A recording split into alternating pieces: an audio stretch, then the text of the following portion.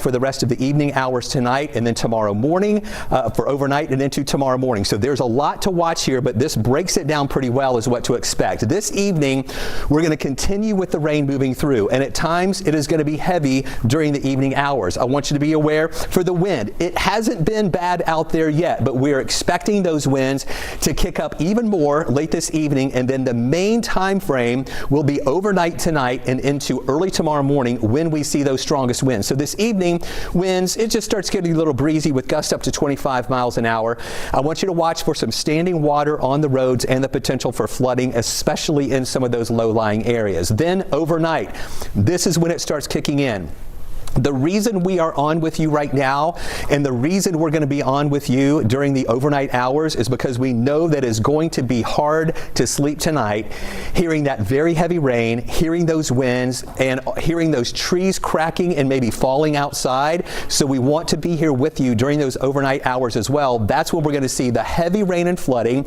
We've got that tropical storm warning, and in the tropical storm warning, we're talking winds 50 to 70 miles an hour gusting. In the hurricane warning on the south side, we're going to see some winds at 80 miles an hour. We do have that low tornado risk mainly over on the east side. Then early tomorrow morning, that's going to be the time frame where it is also most active. We're going to see heavy rain early in the morning with the potential for flooding.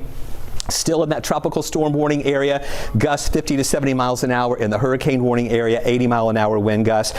Finally, by the afternoon hours and even around lunchtime tomorrow, this is going to start kicking out of here where we're going to see the rain that will be tapering off somewhat. The winds, though, won't be as strong, but it's still going to be rather breezy here during the daytime hours tomorrow. So a lot of impacts to watch. We have already had a lot of rain that has been moving through our area. We've seen flood warnings in effect. Melissa Nord is focusing in on a little bit more of those local impacts that are going on right now. Yeah, and even before the winds pick up, the flooding threats are already here. So the entire area is under a flood watch, and you can see we've got really this conveyor belt of tropical moisture just pushing more rain into North Georgia. A lot of this rain started off light earlier today, but it's picked up in intensity as we've gone through the evening. So now we're watching those flooding threats really increasing. So big picture, there is one pocket out between Augusta and St. Eatonton or so in Putnam County where it is not raining steadily, but we've seen some areas where the rain is more steady and heavy at times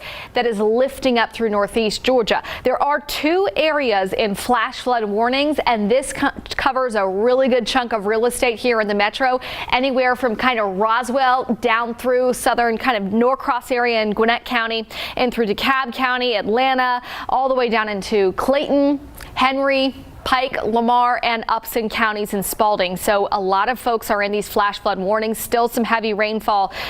Moderate, we're going to call it moderate. It's going to get heavier through the overnight, but these are moving from south to north. So you see here in DeKalb County, we have one area of orange, which is moderate rain.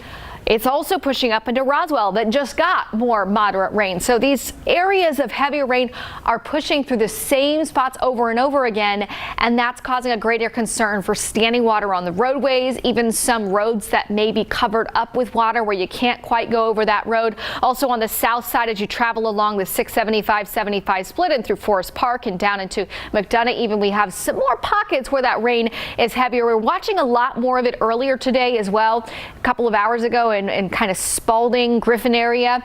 Luckily, that has lightened up a little bit, but it has been a lot of rain, right? And we still have about another, dozen to maybe 14 hours to go, and it's already causing this. I'm sure you've seen similar scenes in your own backyard. This is from Grayson. Debbie Ringer, one of our 11 Alive Weather Impact Team members on Facebook, posted this photo earlier saying, it is turning into a pond already in my backyard, and we have several hours to go. So that's really what we're going to see a lot more of. And then as the creeks and streams get overwhelmed by water, we start to see flooding threats increasing. And why are we seeing so much of a threat of flooding? Well, it's because our ground has already gotten a lot of rain in the last day. Wednesday, we had a lot of rain. A lot of spots picked up 1 to 3 inches of rain. And now on top of that, we're adding another 3 to 6 inches of rainfall. the ground is already saturated. If you think about it, when you're doing dishes at home, you got to wring out the sponge before you can take more water in. Well, the ground is like a soaked sponge. It can't take any more water in. We don't have an opportunity to dry out. So the ground is not going to be able to take in this rainfall.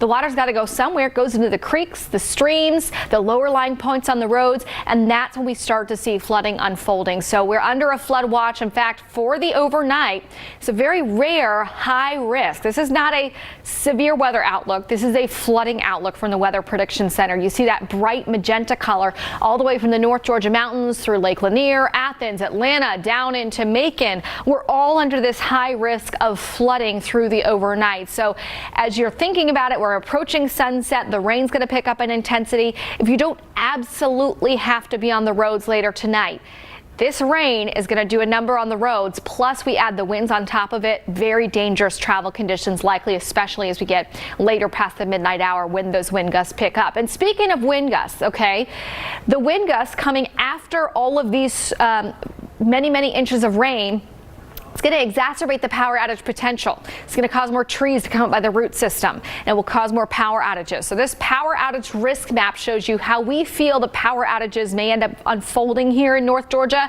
There will be many power outages. I mean, many. It'll be nearly widespread in parts of our community. And these power outages, because so many people will be without power, they're not going to be a quick, oh, it's back on in 2 hours scenario. That's why we've been preparing you the last couple of days, telling you have the batteries ready to go, have the flashlight ready to go. If you do lose power, are there other devices that are necessary for you to use, and that type of stuff. So power outage risk, you see the color scheme up here at the top. Areas in the hurricane warning and up through about Athens, okay? That's where we feel like the gusts will be most likely to exceed 70 miles per hour. That's where we feel the power outages will be most widespread. But even though that Rome and up in the North Georgia mountains, you may not be in that kind of red shade on the map, it doesn't mean you're not going to see power outages. We will see power outages northwest, east, south, every different part of the state, Chris. And the timing of these power outages will increase in the overnight as those wind gusts really pick up, especially after about 2 o'clock in the morning. And